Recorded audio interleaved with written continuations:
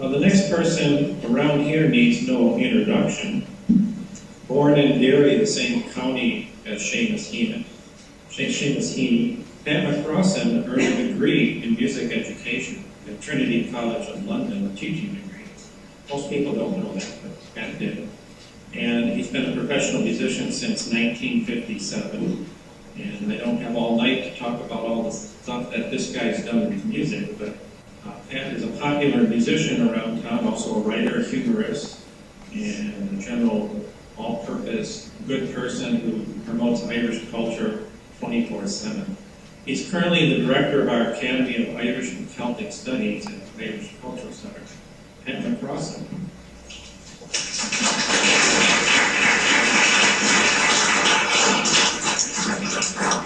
They left out pain and then asked me. Well, I'm the director of studies here, and this might be a good opportunity just watching people at the microphone. We're starting a theatre and a drama group here. I have a meeting arranged for next Monday, a Monday week, and it's 2 teachers from ASU, and we're going to have a drama group and Irish Readers Theatre. And one of the things that I insisted on before we start this, that while they're teaching people how to read poetry or drama or whatever, memorize lines or just read lines, they're also going to learn how to use a microphone as part of that. Now, this is open to everybody. We haven't decided how we're going to charge for this or make money from it, but this meeting on Monday the 14th at 6:30 right here in the library, but down in the basement, which is where our academy rooms are, is open to everybody, and anybody who wants to join us, feel free. 6:30 Monday, October the 14th. All right, that's the publicity part of the commercials. I was in the music business real early in life. In 1957, you saw me going professional, and in 1959 or 1960, I met Seamus Heaney, along with Seamus Dean, who was a schoolmate of mine at that time. Seamus Dean also became quite an accomplished writer. At that time, we didn't know what these guys were going to do, or at least I didn't know what anybody was going to do then. I didn't know what I was going to do with music, and they were just introduced to me as 2 guys from Queen's University in Belfast by a friend of mine, a musician friend of mine. So it was a brief meeting, but it was a good meeting because I remember we had a lot of fun because I was playing in the band and they were dancing with girls and carrying on and stuff like that. So I decided to read the poem I'm going to read because Seamus Heaney dedicated it to Seamus Dean. And a lot of the places named in the poem are places where I knew as a kid, grew up in Derry, and committed many atrocities which we know. And I'm just wondering if I printed this big enough to read it. Now you better be careful what you say. You're on the internet. That would never stop me before, so why would it stop me now? Anyway, I'll read this poem, and as I said, because it has a lot of meaning, because of Seamus Dean. Seamus Dean was actually a second cousin of a cousin of mine whose name was spelt the same way, D-E-A-N-E, but my second cousin called it Deanie. So one called it Dean, the other called it Deanie. And they were second cousins, so there were one over there, Deanies were over there, and Deans were over there. Anyway, here's the poem. As Kavanagh said, we have lived in important places. The lonely scarp of St. Colum's College, where I billeted for 6 years, overlooked your bauxite. I gazed into new worlds, the inflamed throat of Brandywell, its flood-like dog track, and the throttle of the hare. In the first week, I was so homesick I couldn't even eat the biscuits left to sweeten my exile. I threw them over the fence one night in September 1951. When the lights of the houses in the Lecky Road were amber in the fog. It was an act of stealth. Then Belfast, and then Berkeley. Here's tunes are sophisticated, dabbling in verses till they have become a life, from bulky envelopes arriving in vacation time to slim volumes dispatched with the author's compliments. These poems in longhand, ripped from the wire spine of your exercise book, bewildered me.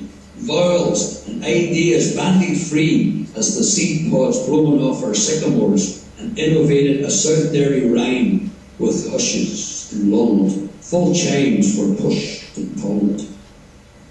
Those hobnailed boots from beyond the mountain were walking, by God, all over the fine lawns of elocution. Have our accents changed? Catholics in general don't speak as well as students from the Protestant schools. Remember that stuff? Inferiority complexes, stuff that dreams were made on. What's your name, Heaney? Heaney, Father. Fair enough. On the first day, the leather strap went epileptic in the big study. Its echoes flashing over our bowed heads, but I still wrote home that a boarder's life was not so bad. Shying as usual. On long vacations, then I came to life in the kissing seat of an Austin 16, parked at a gable, the engine running, my fingers tight as ivy on her shoulders, a light burning for her in the kitchen.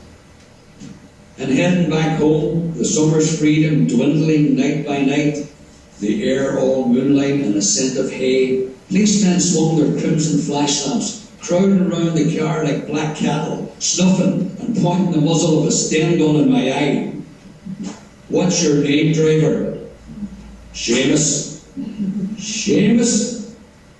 They once read my letters at a roadblock and shone their torches on your hieroglyphics, spelt dictions in a very florid hand. Ulster was British, but with no rights on the English lyric. All around us, though we hadn't named it, the Ministry of Fear.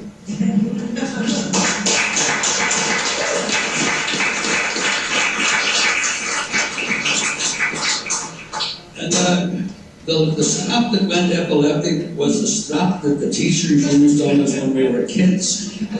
It was a piece of leather about 18 inches long, lined in the middle with lead. It had a shaped handle that the teacher could hold. And when you disobeyed the teacher on a cold morning, and some of you have been to Ireland to know how cold it can be in the summertime, well, it's even worse in the wintertime, and you did something wrong, and you come in the morning, that hand was up to get 6 slaps with that thing, and it was all legal. And that's one of the things that remembered me about this when I started to read this poem when I hadn't read it for a while, and I thought, heavens, that's right, we did that. And he talks about the Brandywell, and the Brandywell is the area where, if you're in St. Colum's College, you're looking down at the Bogside and the Lecky Road, and Seamus Dean lived down in the Lecky Road, and you look down there and you look across the town, and you can see the dog track, and you can see the Gaelic football grounds, and it's all there from St. Colum's College. And a note of interest, I was just talking about this the other day with Kathy, that when I was 13, you left school at 13 in Ireland back then. Unless you did the exam and passed with good grades, then you got to go to St. Colum's College, if you're a Catholic. I was terrified to go to St. Colum's College because of the Christian Brothers. They were notorious for beating kids up. This is all before all this scandals had happened. But the Christian Brothers, and Seamus Heaney had 6 years of it. So I voted, I'm going to fail the exam. So I went and I failed the exam. Every question was wrong, and my parents were horrified. You have to go to school. You can't get out of school at 13. But at 13, I was already making money as a musician. So I decided, if I'm going to school, I'm going to the Strand Technical College, which was a Protestant school. So I was one of the Catholics in the Protestant school because I wasn't going to be a Catholic with the Christian Brothers.